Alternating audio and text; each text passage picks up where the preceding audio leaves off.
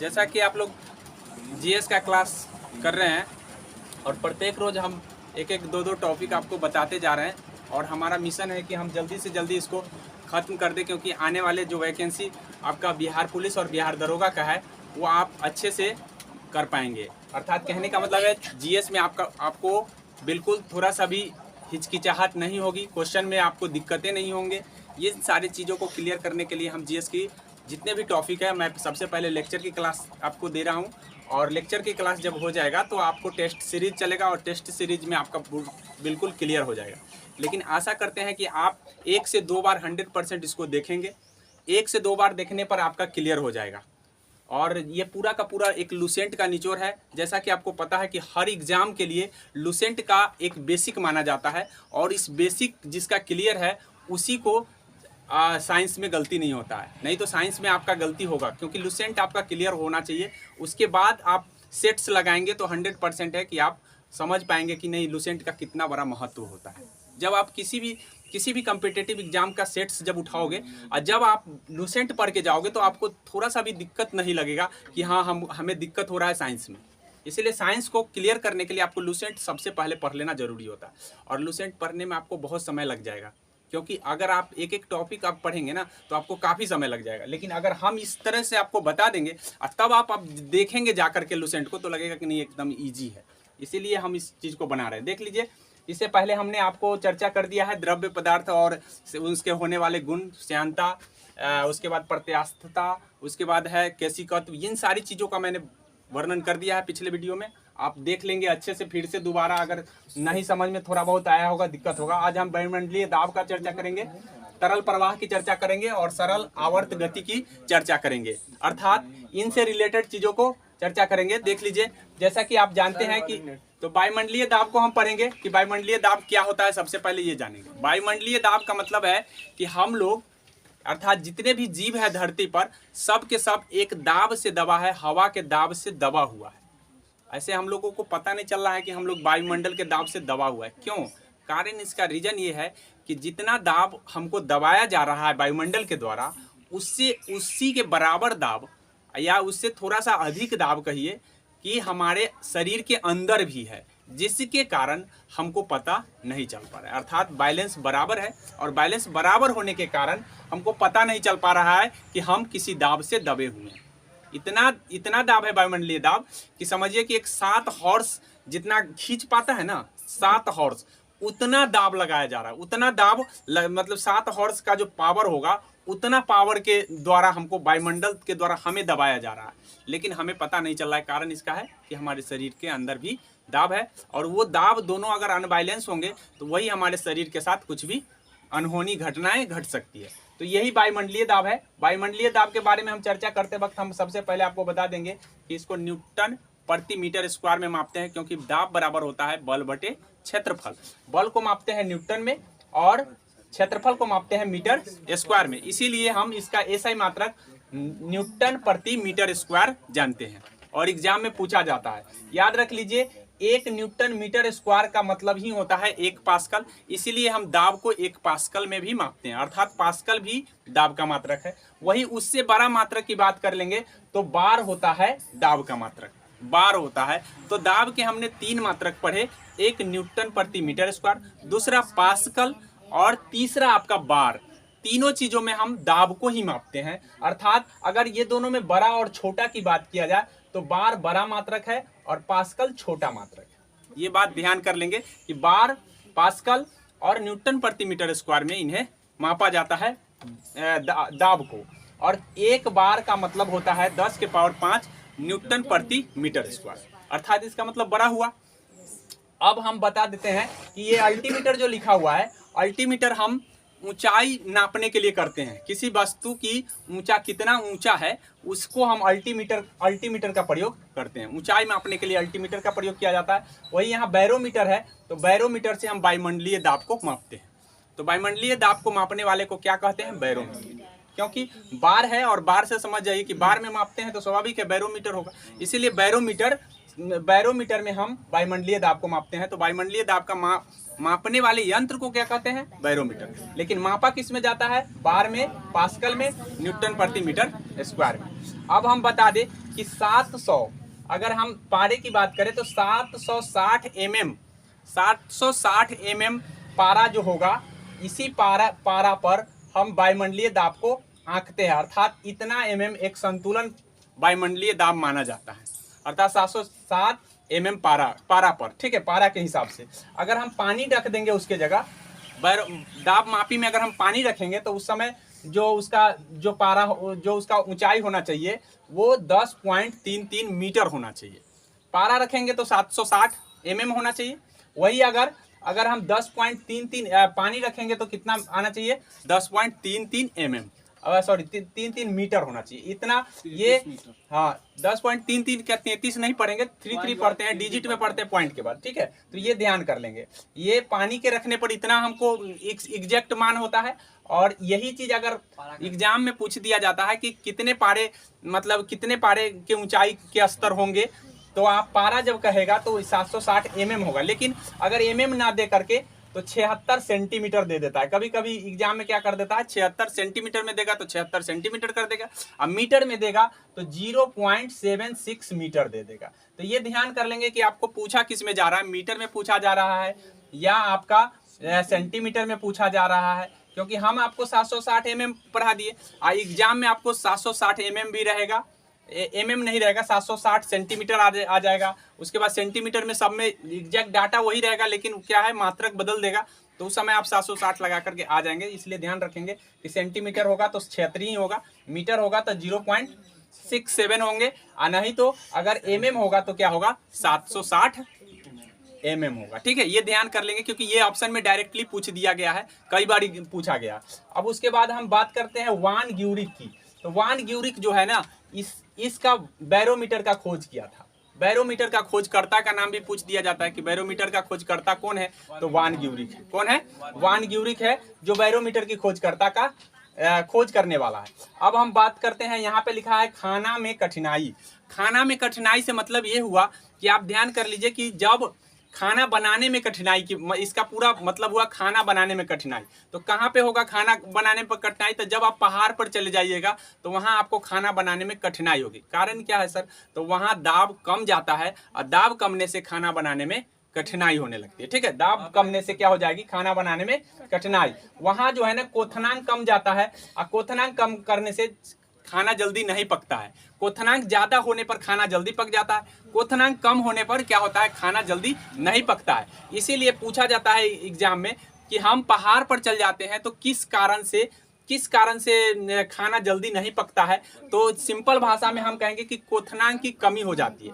अगर ये ऑप्शन में ना रहेगा तो दाब की कमी हो जाती है। दोनों में से कोई ऑप्शन में होना चाहिए, या तो आपके ऑप्शन में आ सकते हैं कि दाब की कमी हो जाना, या तो आपके ऑप्शन में आ सकते हैं कि क्वथनांक की कमी, क्योंकि क्वथनांक और दाब में सीधा सीधा संबंध है, और सीधे सीधे संबंध होने के कारण जो है ना क्वथनांक। अब क्वथनांक क्या होता है, तो क्वथनांक जो होता है किसी भी पदार्थ के लिए एक उबलने का पॉइंट होता है। मतलब जिस पॉइंट पर कोई पदार्थ जिस टेम्परेचर पर उबलना शुरू कर देता है, उस पॉइंट को ही हम कहते हैं क्वथनांक। तो वो क्वथनांक जो है ना घट जाता है, और क्वथनांक घटने से क्या होता है कि क्वथनांक घटने से खाना बनाने में कठिनाई होती है। तो ये ध्यान कर लेंगे कि खाना बनाने में कठिनाई वहाँ क्यों हो रहा है। आगे है, यहाँ पे लिखा हुआ है खून का निकलना, अर्थात कहने का मतलब मैंने अभी बताया कि जितना प्रेशर हम लोगों के अंदर में है उतना ही प्रेशर वायुमंडलीय दाब का है भी हमारे शरीर पर है, लेकिन हमें फर्क नहीं पड़ रहा है क्योंकि दोनों संतुलन है। अगर इसमें असंतुलनता होगी तो हमारे शरीर से कुछ भी घटनाएं घट सकती है। तो वही खून आना भी वही घटना के रूप में दर्शाता है कि वहां पे प्रेशर कमेगा, तो प्रेशर कमेगा, लेकिन शरीर का प्रेशर तो वही रहेगा जिसके कारण खून आ सकता है। तो ये ध्यान कर लेंगे किस कारण से होता है, तो दाब की कमी के कारण से होता है, याद रखिएगा।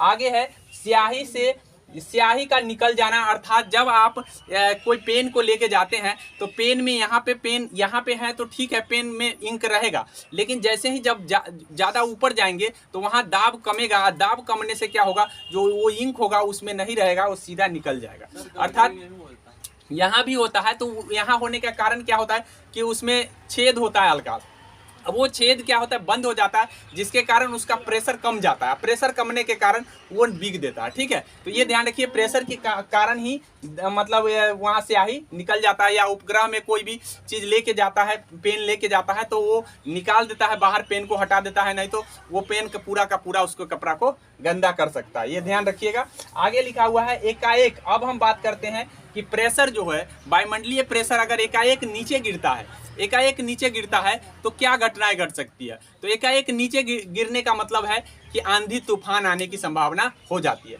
तो जो भी मौसम अलर्ट करने वाला होता है, मौसम वैज्ञानिक जिसको कहते हैं, मौसम वैज्ञानिक किन आधारों पर मौसम का अनुमान बताता है, तो इसी के अनुमान पर, वायुमंडलीय दाब के अनुसार वो मौसम बता देता है कि अगर एकाएक घट रहा है, मतलब ये पारा जो है ना, हमने बताया 760 mm होना चाहिए, 760 mm से सीधा आ गया 300 mm, तो एकाएक अगर घटा है तो जरूर है कि आंधी तूफान अभी आएगा। ठीक है, तो इससे पता चल जाता है, मतलब ये पारा जो जैसे ही नीचे डाउन होगा, नीचे डाउन होने के बाद क्या हो जाएगा कि समझ जाएगा कि भाई जो मौसम वैज्ञानिक है कि यहाँ पे क्या आने वाला है, आंधी तूफान आने वाला है तुरंत। ठीक है, अगर एकाएक, अगर धीरे धीरे गिरता है, अगर धीरे धीरे गिरता है, एकाएक नहीं गिरता है, तो जरूर है कि वर्षा आने वाला है। गिर रहा है लेकिन धीरे धीरे गिर रहा है नीचे, तो इसका मतलब क्या है कि वो वर्षा आने वाला है। ठीक है, तो ये ध्यान करना कि मौसम वैज्ञानिक इन्हीं आधार पर धीरे धीरे गिरने के बाद हमको बता देता है कि वर्षा यहाँ पे होने वाला है। लेकिन जब धीरे धीरे चढ़ने लगता है ऊपर, तो समझ जाइए कि मौसम साफ होने वाला है। तो एग्जाम में पूछा गया है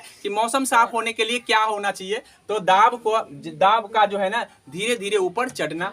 अगर वर्षा आने के लिए क्या होना चाहिए, तो दाब को धीरे धीरे गिरना। ठीक है, अर्थात ये पारा जो है ना धीरे धीरे गिरना। वही अगर एकाएक गिरता है तो क्या आ जाता है, आंधी तूफान।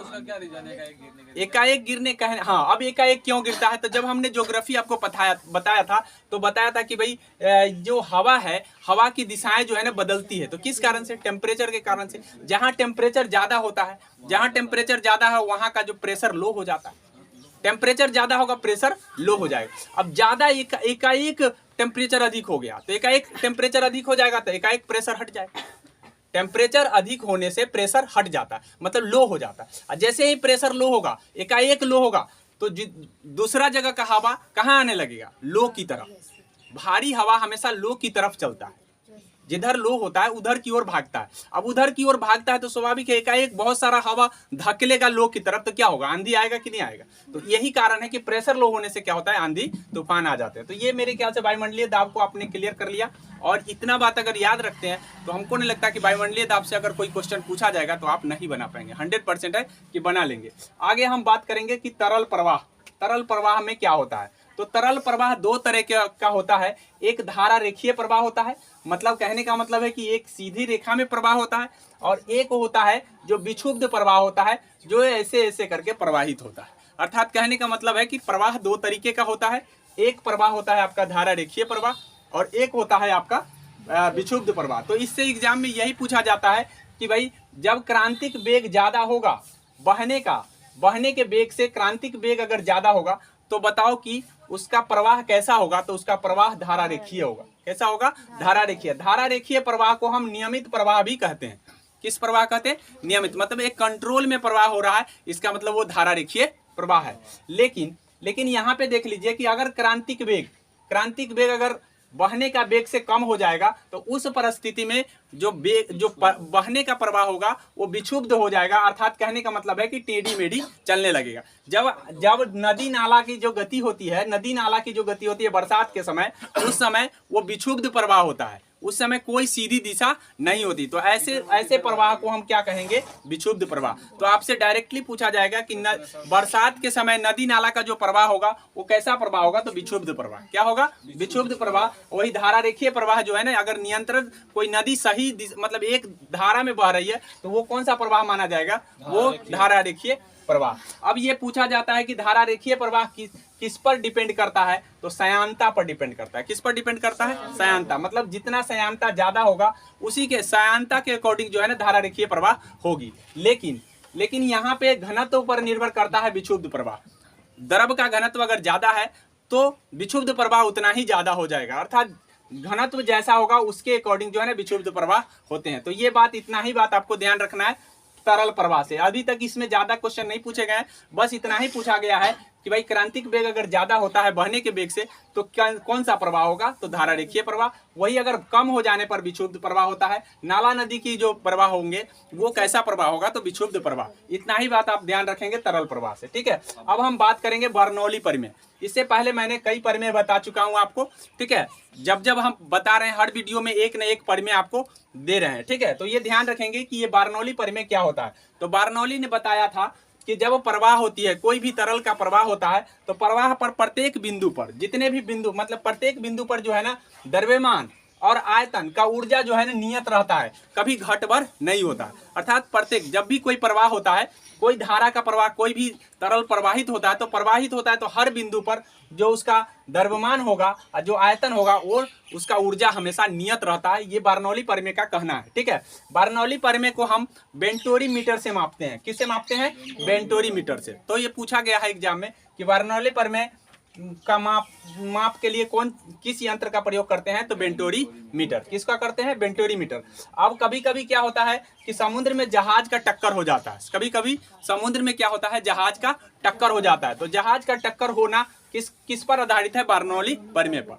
कभी कभी जहाज में जब एक ही दिशा में जा रहे हो दो जहाज, तो दो जहाज होता क्या होता है कि प्रेशर जो प्रवाहित होता है वो प्रवाह को प्रभावित कर देता है, और प्रभावित करने के कारण एक समय ऐसा आ जाता है कि दोनों जहाज आपस में टकरा जाता है। तो इसका कारण क्या है? दबाव कमने के कारण टकरा जाता है।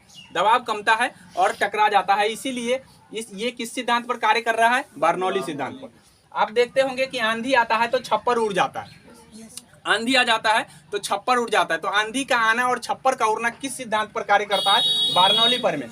कारण इसका क्या है कि जब एकाएक तेज आंधी आता है तो ऊपर का प्रेशर हट जाता है। मतलब जितना प्रेशर दबाए हुआ है छप्पर को, वो प्रेशर एकाएक हटता है और नीचे का प्रेशर उतना ही बना हुआ रहता है। अब बताइए कि ऊपर का प्रेशर बिल्कुल हट गया, नीचे का प्रेशर जितना था उतना ही बना है। तो उस परिस्थिति में जो नीचे का प्रेशर होता है छप्पर को उड़ा देता है। तो इसका कारण क्या है? बर्नौली परिमेय। छप्पर उड़ना किस परिमेय पर डिपेंड करता है? बर्नौली परिमेय पर। जहाज का टकराना किस परिमेय पर डिपेंड करता है? बर्नौली परिमेय। तो सीधा सीधा पूछा जाता है कि छप्पर का उड़ना कौन सा परिमेय आपको दर्शाता है, तो बर्नौली परिमेय, ठीक है। ये ध्यान रखेंगे। तो बर्नौली परिमेय से आपको इतना ही ध्यान रखना है। आगे हम आप बात करेंगे सरल गति। सरल गति क्या होता है? तो अगर मान लीजिए कि कोई भी सरल जो है आवर्त गति का मतलब है कि आपका एक ही चीज पर, मतलब कहने का मतलब है कि एक चीज पर यहाँ से यहाँ जाना और फिर यहाँ से यहाँ आना, ऐसी गति को हम क्या कहेंगे? आवर्त गति के नाम से जानते हैं। अर्थात बार बार दोहराता है एक ही पथ पर, तो उसको हम कहते हैं, जैसे झूला आप देखे होंगे कि झूला यहाँ से यहाँ जाता होगा, यहाँ से यहाँ आता होगा। तो झूला की गति कौन सी गति होगी? आवर्त गति। कौन सी गति होगी? आवर्त। वे सारे आवर्त गति के नाम से जाना जाता है जो आपको एक ही पथ पर बार बार चलता रहता है। एक ही पथ पर बार बार चलेगा तो उस गति को हम क्या कहेंगे? आवर्त गति। अब आवर्त गति से कितने तरह से पूछे जाते हैं याद रखिएगा। अगर आवर्त गति मध्यमान में होगा तो उसमें क्या इफेक्ट होगा? अगर आवर्त गति अंतिम बिंदु पर होगा तो उसमें क्या इफेक्ट होगा? मतलब आवर्त गति कहने का मतलब है कि यहाँ से यहाँ जा रहा है, तो बीच में जब आएगा तो उसका इफेक्ट बताइए, और जब साइड में होगा तो उसका इफेक्ट बताइए, क्या इफेक्ट हो सकता है। तो उस समय पूछा जाता है कि जब मध्यमान में होगा तो उसका बल कितना होगा? नहीं होगा। क्या होगा? बल होता ही नहीं है। कोई बल बीच में होगा तो कोई बल नहीं लगेगा, कोई भी बल नहीं लगेगा, ठीक है। अगर मान लीजिए त्वरण पूछेंगे तो जहां बल नहीं हुआ त्वरण शून्य होगा। सिंपल भाषा में जहां बल नहीं हुआ त्वरण शून्य होगा, तो त्वरण क्या हो जाएगा? शून्य हो जाएगा। लेकिन वेग पूछा जाए तो वेग अधिकतम होगा, और पोटेंशियल एनर्जी और काइनेटिक एनर्जी, एगो काइनेटिक एनर्जी होगा। काइनेटिक एनर्जी जो होगा अधिकतम होगा और पोटेंशियल एनर्जी शून्य होगा। तो ये ध्यान रख लीजिएगा कि पूछा जाता है कि मध्यमान में जो है ना काइनेटिक एनर्जी कितना होगा, बल कितना होगा, त्वरण कितना होगा, ये ध्यान रखना है आपको मध्यमान के लिए। लेकिन अंतिम बिंदु पर क्या होगा? त्वरण मैक्सिमम होता है। जब अंतिम बिंदु पर होगा तो क्या होगा? त्वरण मैक्सिमम होगा। वही आपका बल जो है भी मैक्सिमम होगा। जब त्वरण मैक्सिमम होगा तो बल भी मैक्सिमम होगा, और काइनेटिक एनर्जी क्या होगा? शून्य होगा, और वेग भी शून्य होगा। काइनेटिक एनर्जी कितना होगा? शून्य, और वेग शून्य। क्यों?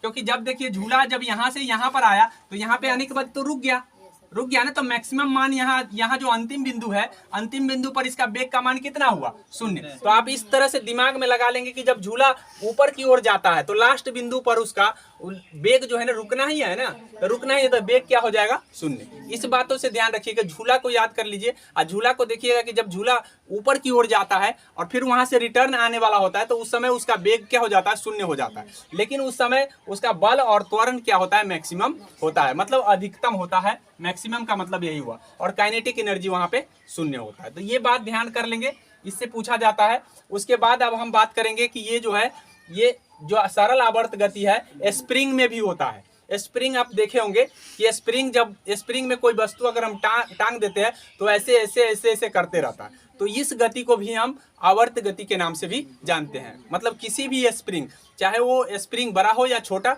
अगर हम स्प्रिंग में कोई भी वस्तु टांगते हैं तो थोड़ा थोड़ा दोलन करने लगता है, उसी को कहते हैं हम स्प्रिंग दोलन। क्या कहते हैं? स्प्रिंग दोलन। और स्प्रिंग दोलन को हम मापते किस में है? 2πm/k। एम का मतलब मास हो गया और के का मतलब कितना वो उसका जो घेरा है, कितना घेरा है, उसी को हम के कहते हैं। मान लीजिए कि कोई स्प्रिंग होता है कि छोटा होता है, कोई बड़ा होता है, तो छोटा और बड़ा उसी को हम के कह रहे हैं। तो जितना बड़ा होगा मतलब जितना स्प्रिंग बड़ा होता चला जाएगा।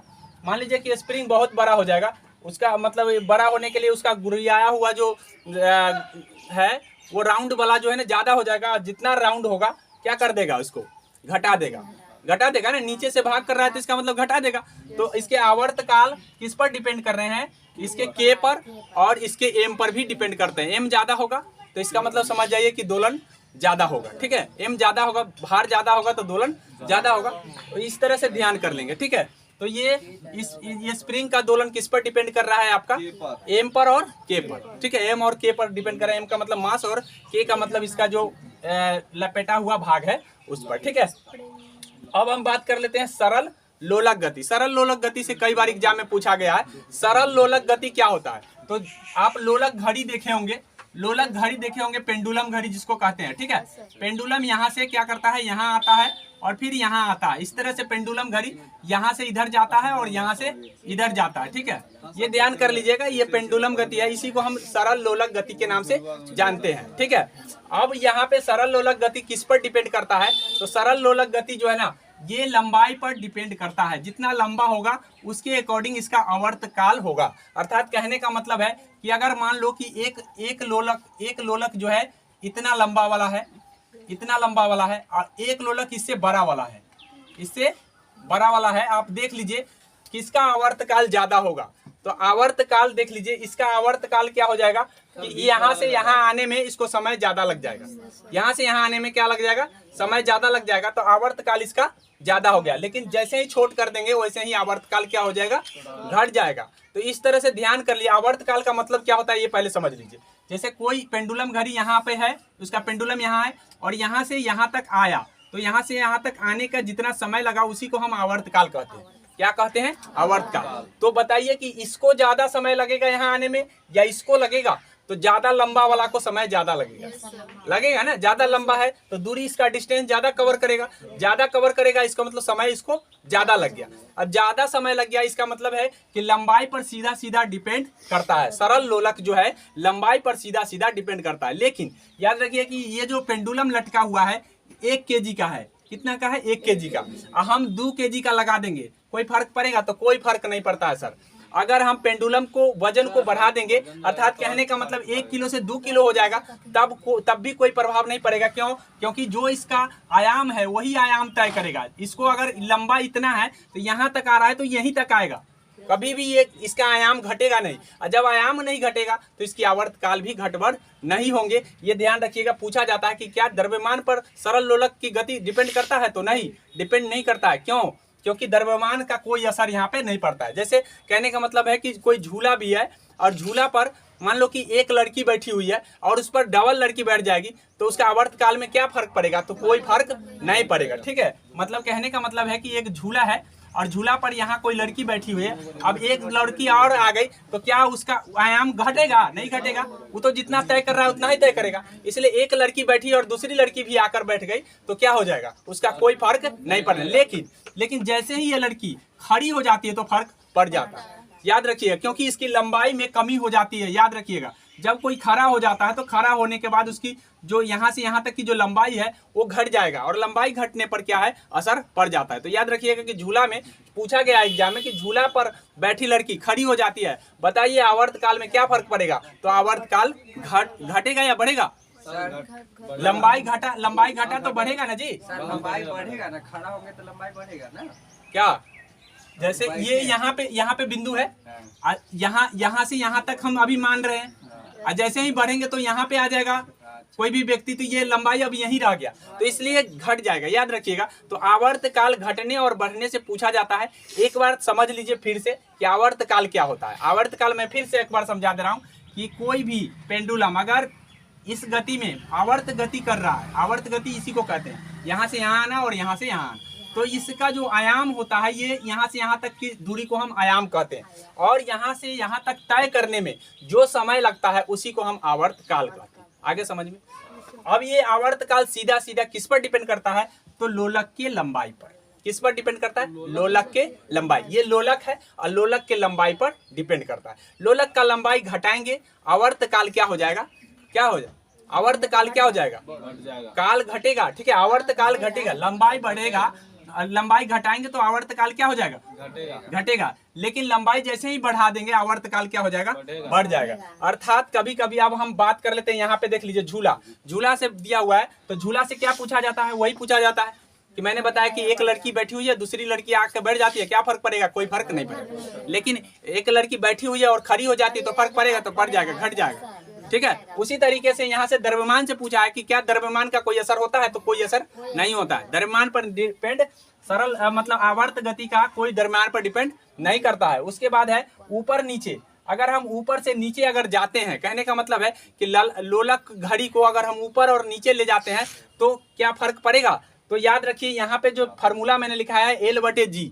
एल का मतलब है लंबाई। लंबाई ऊपर है, लंबाई बढ़ाने से बढ़ेगा और लंबाई घटाने से घटेगा।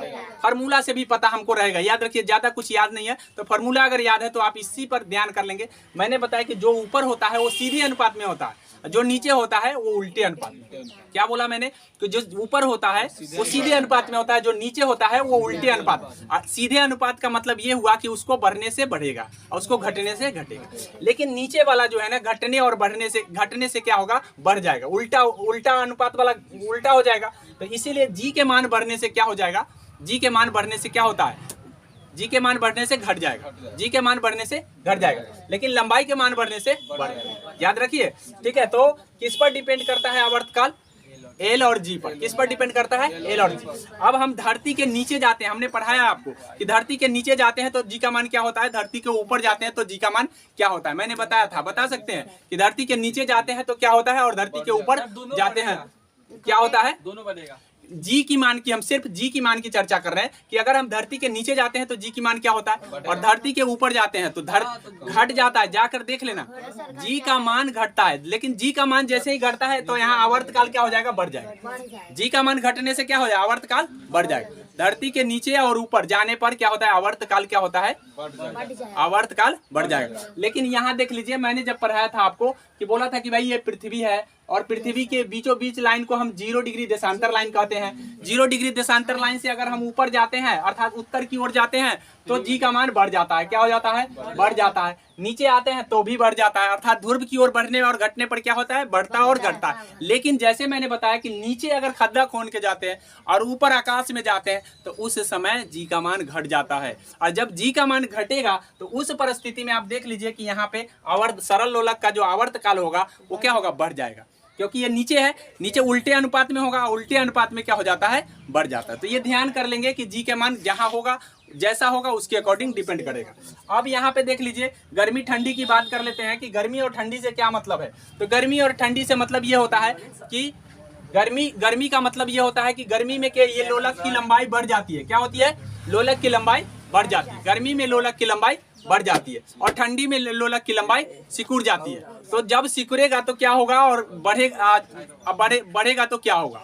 गर्मी आएगा, लोलक का लंबाई थोड़ा सा घड़ी का जो लंबाई होगा वो क्या होगा, उसका बढ़ जाएगा। तो आवर्तकाल पर क्या फर्क पड़ेगा आप समझ सकते हैं। और ठंडी में क्या होगा, थोड़ा सा सिकुड़ जाएगा। तो क्या हो जाएगा, उसके अकॉर्डिंग हम देख लेंगे। तो ध्यान कर लीजिए कि टेम्परेचर पर भी डिपेंड करता है। अब बात करते हैं यहाँ पे चंद्रमा से। जब हम सरल लोलक की लंबाई को, सरल लोलक को जब हम ऊपर ले जाते हैं चंद्रमा पर, तो चंद्रमा पर वहां जी का मान क्या होता है, घटता है। आपको बताएं कि वहां जी का मान क्या होता है, घटता है। तो आवर्तकाल क्या हो जाएगा, बढ़ जाएगा। आवर्तकाल बढ़ जाएगा ना। तो ये ध्यान कर लेंगे कि जब हम चंद्रमा पर ले जाएंगे हम किसी लोलक घड़ी को, तो क्या हो जाएगा, आवर्तकाल बढ़ जाएगा। अर्थात कहने का मतलब है कि आवर्तकाल बढ़ने से मतलब है घड़ी सुस्त होगा या घड़ी तेज होगा। बताओ, सुस्त होगा। घड़ी सुस्त होगा या घड़ी तेज होगा, तेज होगा। आवर्तकाल बढ़ने, अब इस बात को समझ लीजिए, ये चीज समझना बहुत जरूरी है। देख लीजिए, कहने का मतलब है कि मैंने बोला कि एक पेंडुलम है। अब ये पेंडुलम जो है, पेंडुलम में ये क्या है, जल्दी जल्दी आएगा जाएगा, जल्दी जल्दी आएगा जाएगा। अब एक पेंडुलम है, ये पेंडुलम थोड़ा सा देर लगाएगा इसकी अपेक्षा क्या है, थोड़ा सा देर लगाएगा ना। तो देर लगाया तो आप देर से कोई काम करते हैं तो आप सुस्त है कि तेज है, सुस्त है ना, तब न देर से करते हैं। से सुस्त हुए तब न देर, तो घड़ी सुस्त हो जाता है। क्या हो जाता है, यही दिमाग लगाना है कि जब हम देर से काम करेंगे तो क्या होगा, सुस्त हो जाएंगे। लेकिन जैसे ही हम जल्दी जल्दी काम करेंगे तो हम तेज हो जाएंगे। तो ये ध्यान कर लीजिए कि आवर्तकाल तो यहाँ घट जाता है और यहाँ बढ़ जाता है, लेकिन हम बढ़ने का मतलब, आवर्तकाल बढ़ने का मतलब हम सुस्त हो गए। तो घड़ी चंद्रमा पर जाने पर सुस्त हो जाता है। क्या हो जाता है, सुस्त, मतलब धीरे धीरे। उसी तरीके से पूछा जाता है कि गर्मी में सुस्त होगा कि ठंडी में सुस्त होगा। अब बताओ, ठंडी में सिकुड़ जाएगा तो तेज हो जाएगा ना, जल्दी जल्दी आने जाने लगेगा। तो इसका मतलब क्या है, जाड़ा में जो है ना तेज हो जाता है और गर्मी में क्या हो जाता है, सुस्त हो जाता है। यही कारण है कि जाड़ा में जल्दी जल्दी टाइम भागता है। हाँ, अब वो टाइम, देखिए टाइम एक अलग चीज है, लेकिन मैंने लोलक को पढ़ा दिया। मेरे ख्याल से ये बात समझ में आ गया होगा। आई होप कि आप इसको अच्छे से देखते होंगे। अगर 1 से 2 बार देख लेंगे तो क्लियर हो जाएगा।